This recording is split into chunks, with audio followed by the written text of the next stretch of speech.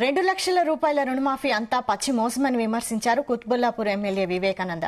గండి మైసమ్మ శాఖ సహకార సంఘం బ్యాంకు ముందు బౌరంపేట దుండిగల్కి చెందిన రైతులు నిరసన తెలిపారు.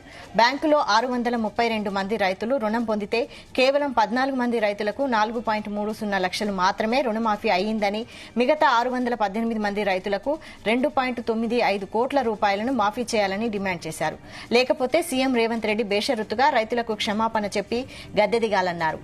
రైతు భరోసా రాష్ట్ర వ్యాప్తంగా పత్తా లేదన్నారు. తన నియోజకవర్గంలో కేవలం 5% మంది రైతులకు మాత్రమే రుణమాఫీ అయిందన్నారు.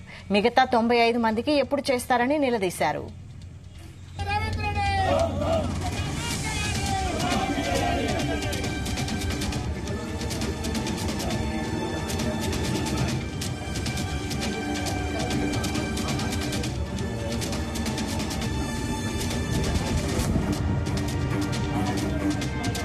ప్రభుత్వం వాగ్దానాలు చేసింది.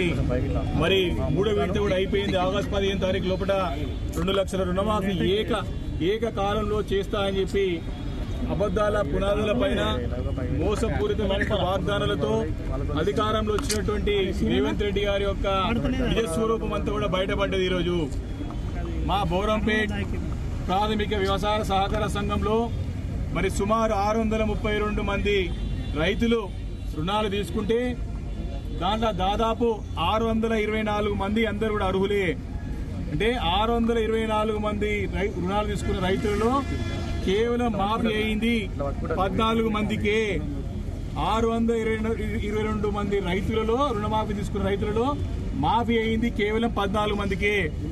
దాదాపు ఈ యొక్క బౌరంపేట్ ప్రాథమిక వ్యవసాయ సహకార సంఘంలో 3 కోట్ల రూపాయలు, దాదాపు 3 కోట్ల రూపాయలు రుణాలు తీసుకుంటే మాఫీ అయింది ఎంత అంటే 4,30,000 రూపాయలు.